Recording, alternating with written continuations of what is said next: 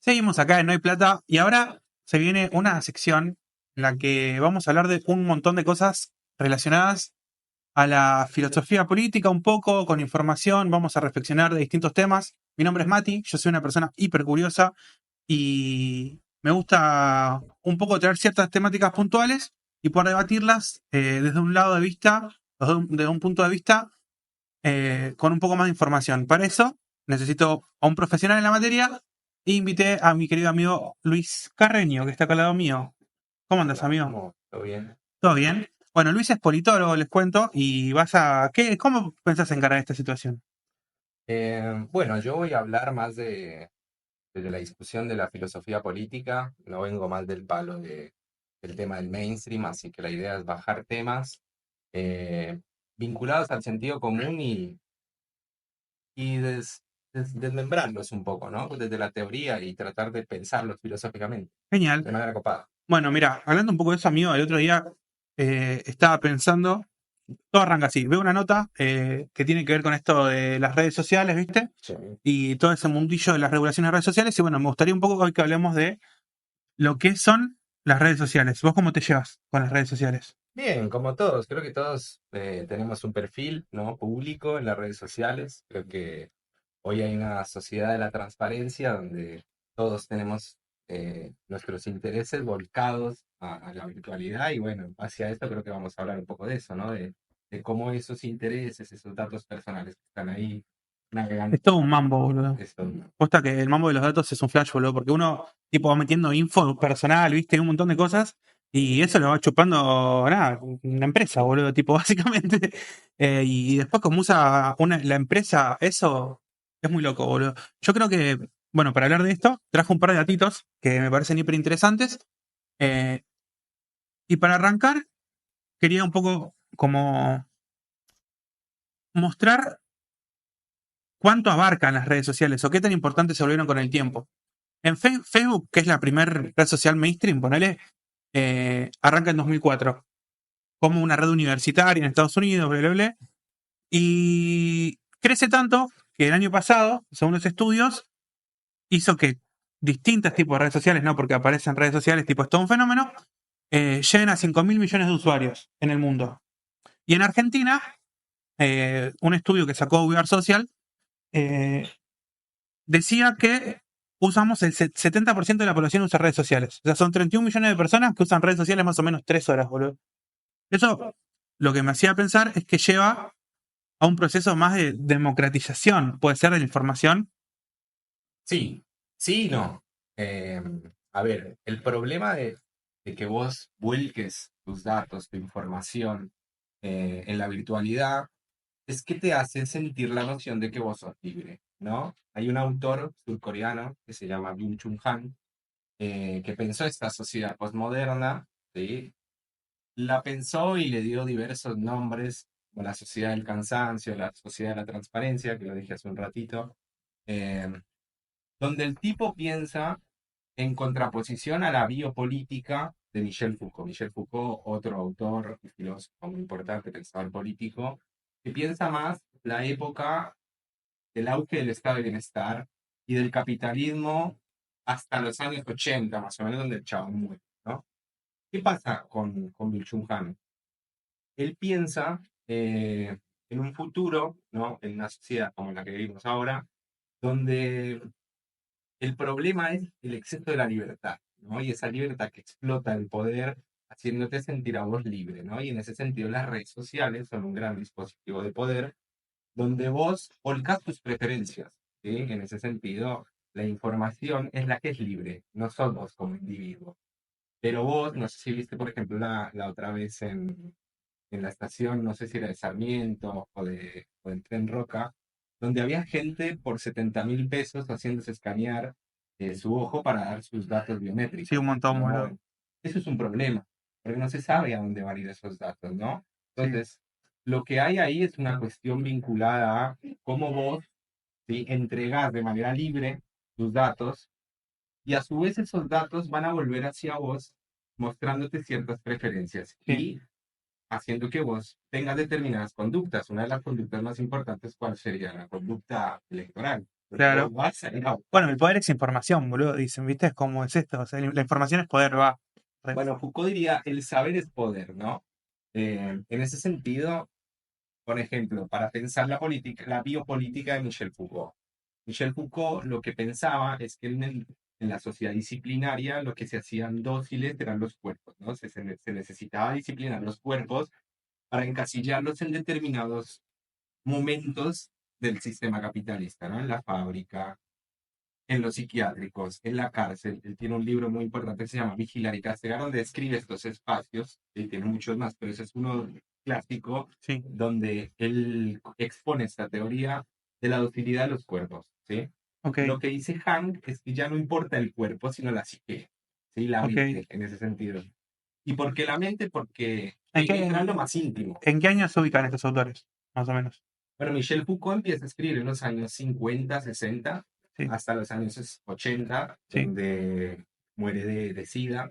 Mm, Y él ya comenzaba a percibir esta situación de los medios masivos de mm. comunicación, pero no alcanzó a ver el auge del Internet, Claro, claramente, por de eso, las redes sociales. por ese tiempo, porque es muy importante, ¿no? Cómo cambiaron esos procesos con el tiempo. Bueno, lo que hace Hank es describir totalmente la sociedad moderna, ¿no? Y la sociedad postmoderna, Sí, por supuesto. Es esto donde también la democracia ha entrado en una crisis donde no hay verdad, ¿sí? sí, Donde cada segmento de la sociedad, cada persona como nosotros que estamos acá tratando de tener un medio de comunicación sin ningún tipo de financiamiento fuerte, sí, tenemos la capacidad de generar contenido sí, la único. pluralidad de las voces. Claro, donde hay una gran pluralidad de voces, lo que se genera es que no hay un relato político, lo político se ha diluido. Entonces, cuando vos tenés un gran relato o grandes relatos de lo político, lo que hace la política hoy en día, las campañas, es totalmente gestionar esas demandas. O sea, ya hoy la cuestión práctica de crear un relato moral de lo bueno y lo malo, de lo correcto y de lo incorrecto, se diluye y hoy vos actúas políticamente a través de un like y un dislike. ¿Y qué? No vas a actuar políticamente como un ser libre a discutir los asuntos públicos, sino Sí, que los discutís desde la banalización, sí. desde el meme, desde el like.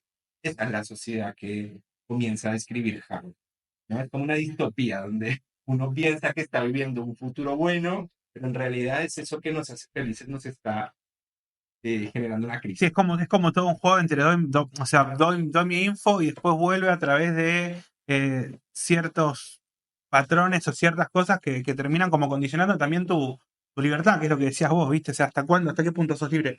Y eso me hace pensar un poco, ¿no? Porque esta pluralidad de voces genera un montón de fenómenos, como por ejemplo la fake news, la desinformación, o que la verdad pierda valor, que es lo que estábamos hablando. Y me hace pensar si vos crees, o qué podemos hacer sobre esto de que, por ejemplo, yo veía en Europa hay una ley que se llama la Ley de Servicios Digitales, que un poco hace el intento de regular las redes sociales. ¿Vos crees que se puede llevar a cabo ese proceso de regulación de redes sociales? ¿Debe? ¿Qué opinas? Mira, no me creo con la facultad de determinar si es necesario regular las redes sociales. Para mí es un debate que inclusive los invito a pensar, ¿no? Pero sí entiendo que es importante pensar hasta qué punto esa libertad, esa noción de libertad, donde nosotros nos exponemos y nos desnudamos totalmente hacia lo virtual, hacia esas grandes ágoras virtuales, son beneficiosas para la democracia. Y en donde claramente, de nuevo, no ganan los relatos ni las verdades de lo político, sino las fake news, las posverdades, ¿no? Entonces, ¿qué hacemos cuando un candidato gana, ¿no? Como por ejemplo Javier Milei, como Donald Trump, como Sí, Giorgia Meloni, Bukele. Bukele, eh, donde hay hay claramente como una administración, ¿sí? De las emociones, no tanto de la racionalidad de lo político. Hay otro autor que se llama Jürgen Habermas, ¿sí? Que tiene un libro muy, digamos, sobre la historia y crítica de la opinión pública, donde él habla de cómo nace la opinión pública, ¿no? Y él comienza a pensar cómo la racionalización de los discursos públicos comienzan con con la divulgación de la información. Bueno, hoy la masividad de la información está generando una crisis de de la opinión pública y de la Sí, democracia en ese sentido, porque cuando vos tenés muchas verdades y muchos relatos, no tenés un relato, tenés muchos. sí. Entonces ahí la cuestión es, bueno, administro las emociones hacia dónde va la gente, no hacia dónde va lo popular.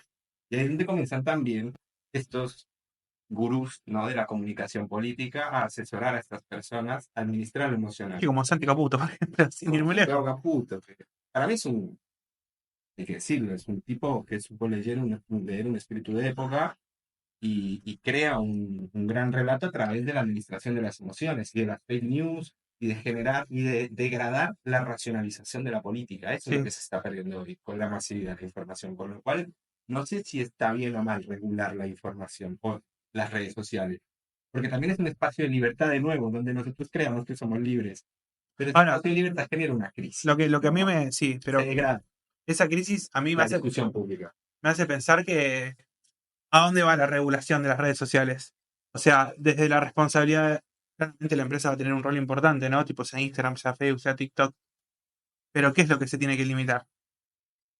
Si se debe limitar algo, ¿no? O sea, ¿qué limitamos? No, yo no, yo soy liberal, ¿no? En ese sentido, creo que no hay que limitar. Yo creo que Sí.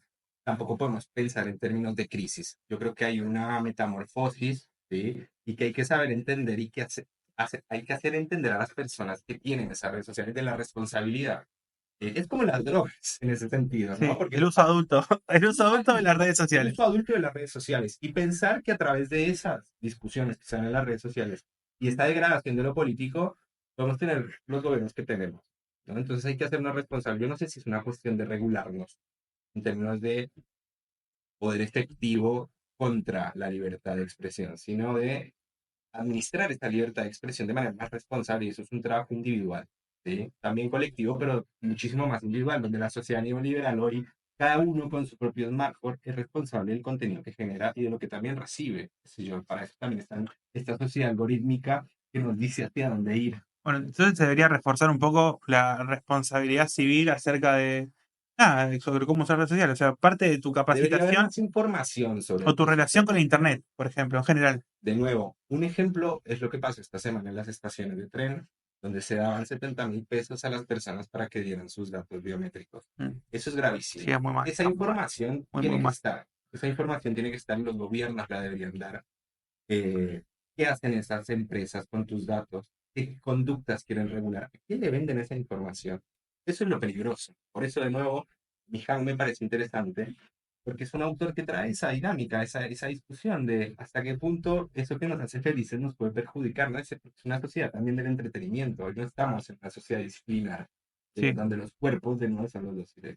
Hoy lo que te hacen pensar a vos es que, nada, a través de tu propia libertad, de tu autoexplotación, eh, puedes ser una persona racional políticamente, puedes ser una persona que se entretiene solo. Y la verdad que lo político está vinculado a actuar en comunidad. Y eso se está diluyendo a través de las redes sociales. Eso Sí. sí es cierto. O se va a reconfigurar, ¿no? Es como que el tiempo también un poco es las cosas, creo yo. Creo que es un debate que va para un montón. Creo que le podemos dar continuidad en otras ediciones. Pero nada, esto es un poquito lo que queremos transmitir en este espacio. Que se Bueno, llama Medio